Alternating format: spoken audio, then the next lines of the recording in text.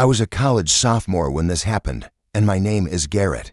After my first year of college, I rushed to find off-campus lodging since I had not been accepted into a dorm. The long and short of it is that I wound up living in a co-op, which was a 3-house community that was kind of close to school, but not quite. It wasn't perfect, but it fit my budget, and I was stuck with few other choices. I didn't mind the additional journey time because I had a bike. There were a handful of adults who lived there, but the most were young people like me, who were students. Only a small number of persons were involved with the program. Some were TA letters. Some were older and earned their degrees at a later date. An elderly woman residing in one of the neighboring houses, though, was the one who caught my eye right away, although she appeared slightly older. I would say she was in her late 50s at the latest. She walked with a noticeable limp, as if she had a back issue, and her hair was starting to gray. There was a constant expressionlessness on her face, and she was quite reserved and quiet. No one ever clarified, so I just assumed she was associated with the school in some way, possibly as a faculty member or an alumnus, but I never asked. I initially found her behavior peculiar in our shared kitchen, which seemed strange given that each of the other households has its own kitchen. I wondered why she would be spending so much time in ours.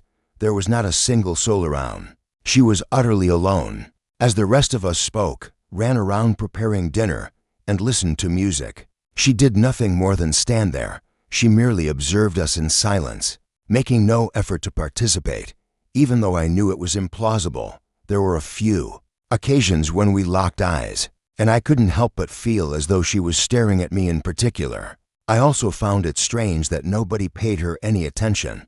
Most likely, they were privy to information that I was unaware of. I saw her again later that week as I was in my room doing schoolwork. Just when I thought things couldn't get any stranger, I peered out my bedroom window to see her standing in the street, staring up at me. She was probably shivering in the cold, because it was getting late and not very warm either. She seemed to be staring directly at me, though I couldn't tell if she was peering into my window or at the house as a whole.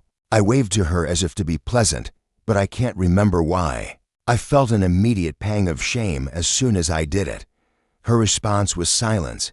On the contrary, she made a few frantic jumping motions and bolted for one of the neighboring homes, likely hers. I was somewhat nauseous, even if she hadn't been staring into my room the whole time. She would have known which room it was since I had acknowledged her and affirmed that she had. That evening, I inquired about her with one of my roommates. I should do my best to disregard that woman, he advised, because she had always been there. I continued my questions on her, but the man was completely unaware, asserted that he was merely restating the information that someone had given him upon his arrival. It was off-putting to me, so I sought clarification from others. According to a senior in her home, she had a reputation of being a bit wild and involved with the university, but she had no violent or physical altercations. I inquired as to why nobody else thought it was as odd as I did, and he explained that the property manager had complete control over the residence. That response wasn't satisfactory to me. Since I felt helpless, I resorted to attempting to ignore her. Unfortunately, things continued to deteriorate. I almost bumped into her when I stepped out of my room one night. She stood in the hall, directly outside my door. Because she caught me completely unaware, I leaped backwards. The house was mostly deserted since it was past midnight, which is unusual for a Tuesday. When she saw me, she hardly responded, and she said nothing, as if I were the one who had invaded her personal space. She simply pivoted and departed. I'm not going to spill the beans on every single incident, but I did catch her on multiple occasions like that one, either snooping in inappropriate places or doing inappropriate things. My room key slipped my fingers at some point, since each of the 3 homes was formerly a room in the same hotel. Guests had their own unique set of keys to access their rooms. I was the type of person who couldn't sleep well, knowing that anyone could stroll into my room, so losing my key was a major concern, even though it was a co-op and most people just left their doors unlocked. At the time, I couldn't afford the added hassle of having to go manufacture a duplicate of the key, so I was irate that everyone else had one as well. I began to wake up at odd hours a few nights afterwards. At first, I didn't understand why, but then I heard it. From my closet, I could hear a gentle thump once every 20 seconds. I thought I heard a rustling or a squeaking inside my closet or behind the door. I was determined to handle this on my own since I am not easily frightened, and I refused to let myself be rendered powerless in risky situations. I climbed out of bed stealthily, breathing deeply. As I made my way to the closet, I took it easy and tried to regulate my breathing. My pulse was pounding. The door to my closet flew open as I yelled like a lunatic. The woman was there. As I had anticipated, unconscious, she wore one of my neckties while her eyes widened in surprise. In her other hand, she had a kitchen knife. She must have been surprised by my cry because she swung her knife out in my direction. Before I could respond, this time my scream wasn't an impersonation. It sounded like an utter terror. Because she was so weak and little, I was able to disarm her rather simply once I wrestled her to the ground. However, that did little to alleviate the scary nature of the scenario. As I pinned her to the ground, she screamed the entire time, kicking, fighting, and biting. As soon as I shouted for assistance, I heard several doors bang and then saw several of my housemates dash down the corridor, while someone else contacted the authorities. My friend Lee and I quickly immobilized the woman and held her down. What followed that was a haze. Her arrest was a result of the prompt response of the police. Unsettlingly, by this point, she had stopped screaming but still wouldn't utter a word. A major surprise was that the police discovered my room key on her. The truth about her identity was revealed to us a few weeks afterwards. It turns out that she was actually the sister of the property manager, who had been secretly renting out the place instead of seeking treatment for her severe mental illness. He had abandoned her in one of the empty rooms. It was justifiable, in my opinion, that the property manager was eventually arrested for numerous offenses, including negligence. In all candor, I hold him far more responsible than she is for what transpired. My sympathies go out to her, but it doesn't change the reality that she attempted my murder that fateful night. I pray that nothing similar ever occurs to me again. I don't understand why she appeared really interested in me. I'll be leaving college shortly and will miss it dearly, but I doubt I'll ever be able to forget that fateful night.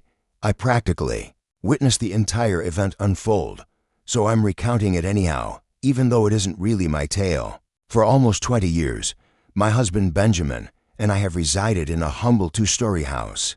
I am elated that all of our children have left the nest and are pursuing their own dreams. The event that I am about to describe occurred a year ago. It was a relief to see that the house across the street had finally been occupied. I hated staring at empty houses all the time. Now that I'm retired, I can pretty much do anything. On my front porch, knit, read, take in the weather with my husband, etc. in my own time. I enjoy listening to music or one of the many true crime podcasts that are available. Someone in his 20s or 30s moved into the house across the street. His gaudy clothes and expensive-looking BMW led me to believe he was either very wealthy or severely acting. He was incredibly kind, and I don't want to paint him in a negative light. A few days later, he came up to us and introduced himself. Just as I had suspected, he was Quinn, and he had been out of college for a while. Along with getting along famously with Benjamin, he was a very intelligent man. They had a good time chatting about sports and laughing, and Benjamin even shared some college anecdotes with me that I hadn't heard in a while. Whatever that means, Quinn claimed to have worked as a freelancer for an internet celebrity while employed in the entertainment sector. It was probably very profitable, but I didn't really understand it. Evidently, he was rather well off. I said before that he and Benjamin had a lengthy conversation regarding stocks, and he also filled us in on some of his investments. He comes across as a pleasant man overall. Several months passed with business as usual. Because I was always sitting on my porch, Quinn would frequently wave to me as he left his house, and I would always return the gesture. I don't recall when it first occurred to me, but I began to notice that Quinn's house was frequented by the same female. Pretty and charming, she rode in a small white convertible. The kind of girls you'd think a guy like him would date, young blondes. I won't lie and say that I like her outfit. It was a little provocative. While he was away, I felt compelled to keep an eye on the house since I assumed she was his girlfriend. It was reasonable because she had her own set of house keys. It eventually became routine. While Quinn was away, I would see the automobile pull up once or twice a week at the most. Going inside, she would remain for a bit before departing. Nowadays, young people date in different ways, so I refrained from commenting on her actions because I didn't fully get them. And then I saw them in a joint appearance one night. With her in the back seat, Quinn drove into his driveway. I had suspected she was his girlfriend, and that proved it. Things began to heat up, though. Not long after that day, that was my impression at least. As I tended to my little garden one afternoon, I suddenly heard shouts coming from across the street. Standing in the driveway, Quinn and the girl were shouting at one another. Not that it mattered to me, because I couldn't understand a word of their argument. She seemed to be spitting her remarks at him as she continued to throw her fists in the air. It appeared as though she was about to hit him. At last she climbed into the vehicle, pounded on the door, and bolted down the road. Quinn returned inside after shaking his head. He probably didn't even notice me. It seemed like a couple squabbled to me. Couples argue from time to time, and I had no business interfering in a situation where I was not welcome. Later on, while he wasn't home, I noticed that girl's automobile outside his house once again. A number of times, not just one. After I informed Benjamin, he defended my actions by saying I should just stop interfering and give the poor kid some space. I couldn't agree with him more. However, that night things started to go wrong. The sound of sirens roused Benjamin and me from our slumber. We hastily made our way outside, joining the small group of concerned neighbors who had gathered to observe the situation. People were flocking to Quinn's home, an ambulance, to police vehicles, and a total of 9.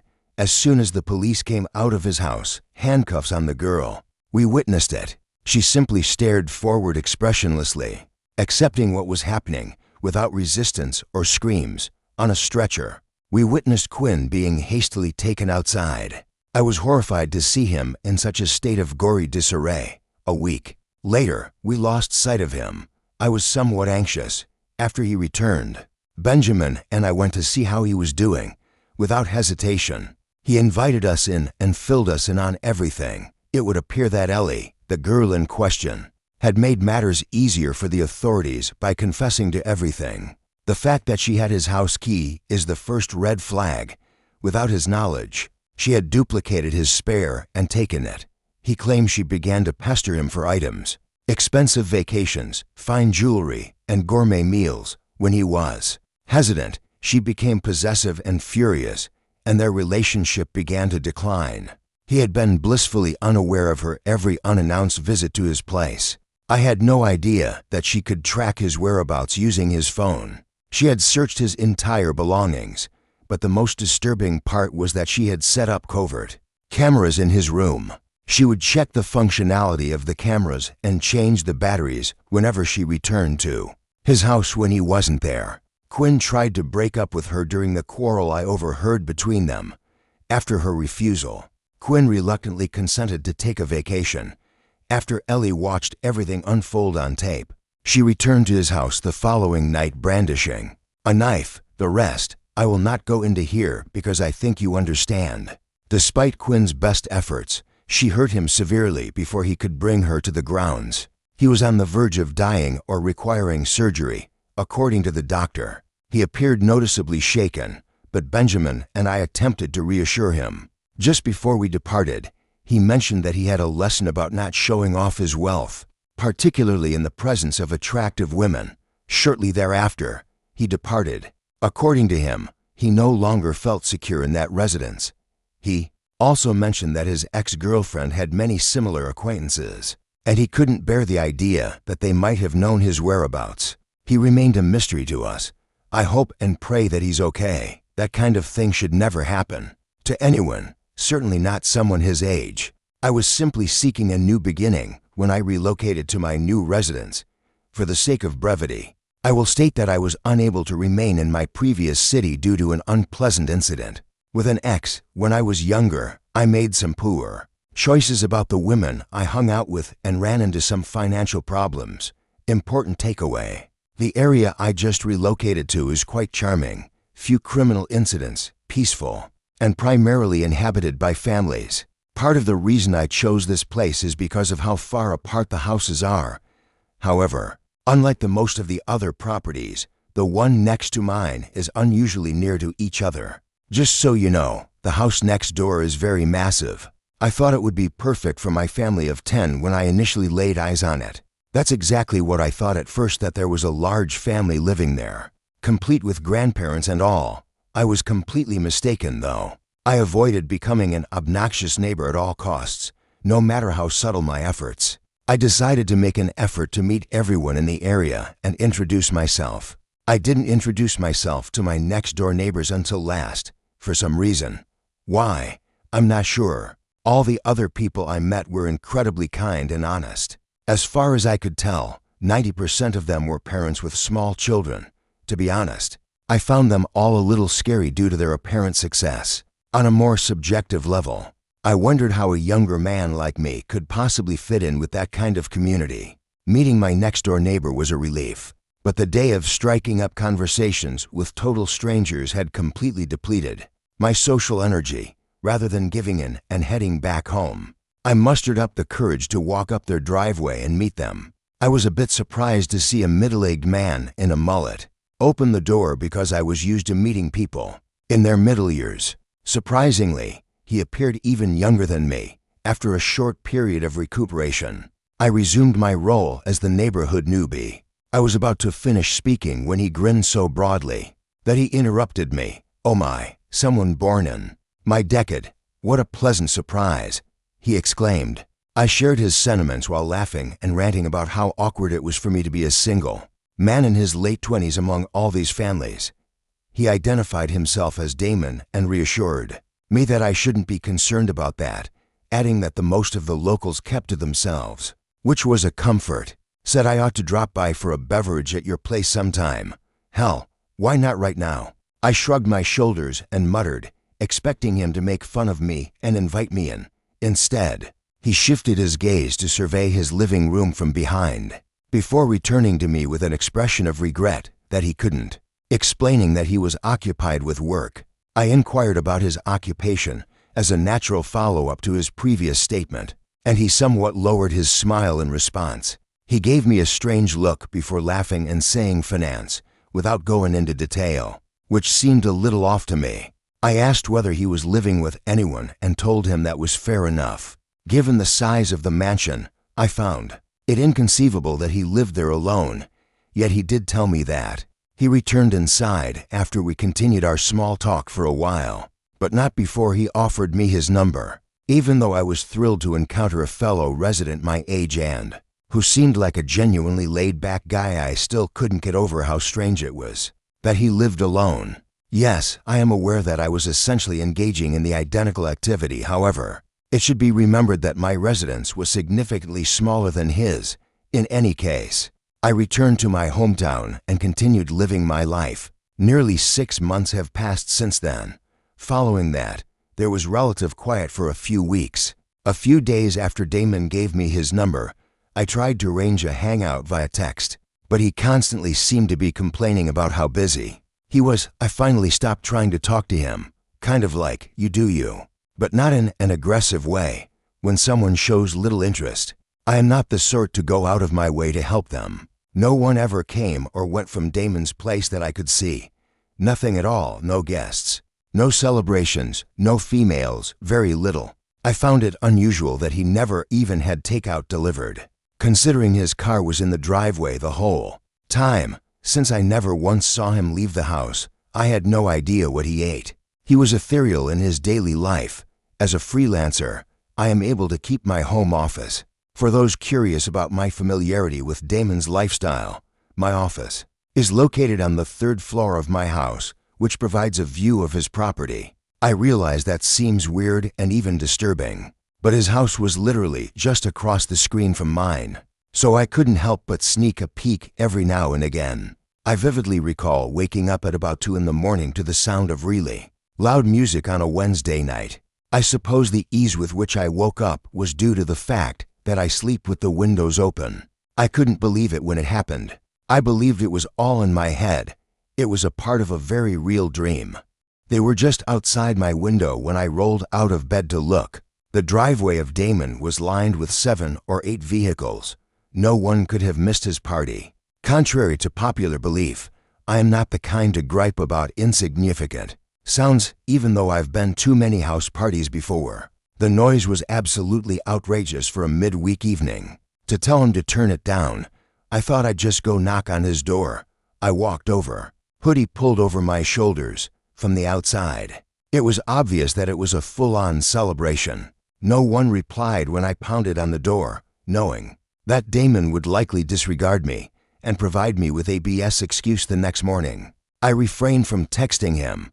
With more force this time, I pounded on the door. I am still not hearing anything. Half expecting it to be locked, I reached for the doorknob, but to my astonishment, the door flew open. As soon as I stepped inside, the foyer's heap of shoes caught my eye, at least 10 pairs. Yet something seemed odd. It was completely deserted. I cautiously advanced inside, hoping to spot someone in the kitchen or living area, but to my surprise, there was nobody there.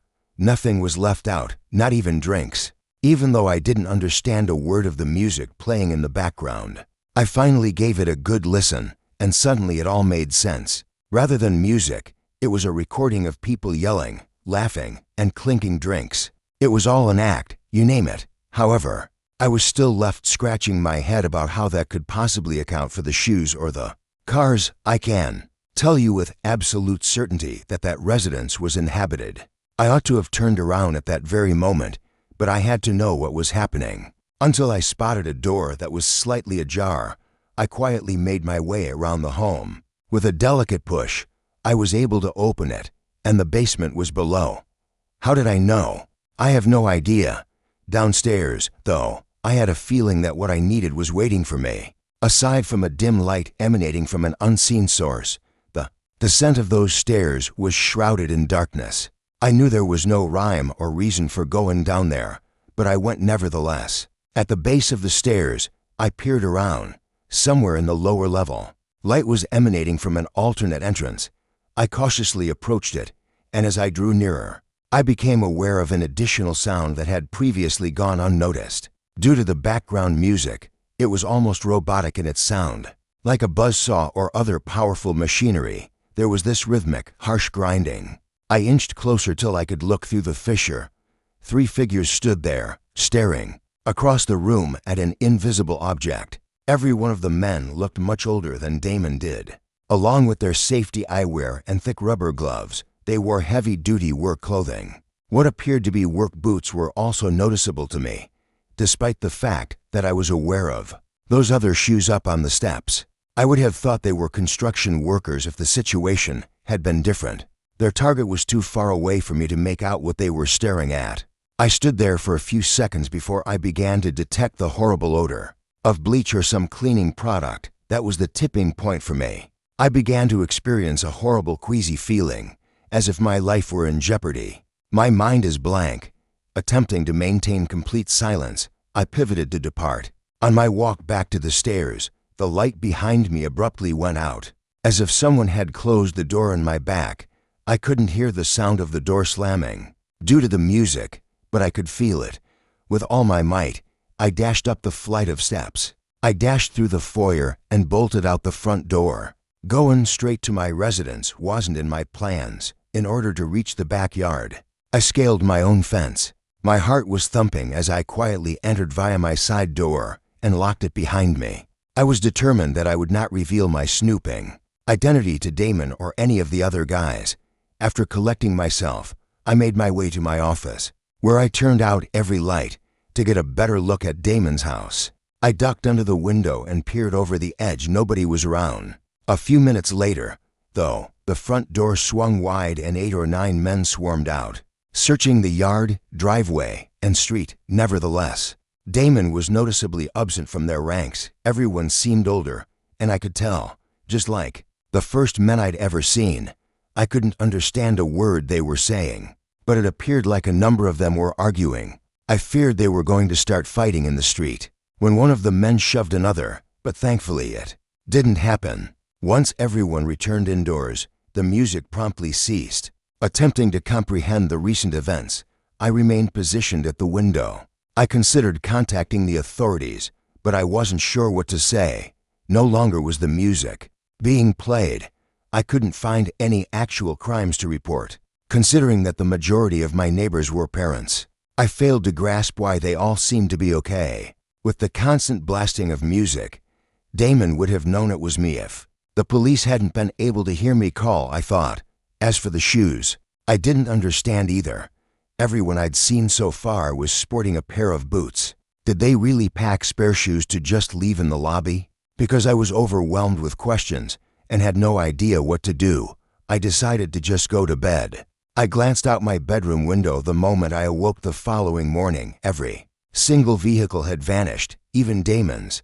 I attempted to get some work done upstairs, but I kept staring over at Damon's house every 5 seconds because I couldn't concentrate. After waiting for his car for a few hours without seeing it, I went for a stroll, in part to get some fresh air and in largely to stealthily peer through his windows. However, nothing. Even after several days had passed, neither Damon nor his vehicle had returned. Day after day, I remained perplexed. I went ahead and questioned my other neighbors, how they had slept through all the commotion that night, as I still couldn't understand. I dropped by a few homes to see if anyone had heard about the party he hosted last night. Even after I specified the house it was emanating from and the time of day, nobody understood a word I said. I felt like I was losing my mind. A few months have passed since then. The most bizarre part is that nobody seems to be taking care of Damon's house, and he hasn't even come back yet. His front door is leaned against an unopened stack of parcels, and the grass is beginning to grow quite long. What the hey? I'm confused, even if it's all in good fun. I just don't see why anyone would throw a pretend party to hide their true intentions, unless they were up to no good. Would somebody actually go to such trouble to fail to lock the front door? Perhaps it was the subject of their disagreement. Honestly, I'm clueless. I feel like I'm part of a grand plot because no one else in my neighborhood appeared concerned. There are so many things I don't understand, and I'm sure it's just paranoia talking. If Damon ever comes back, I'm still not sure if I should just approach him and ask him directly.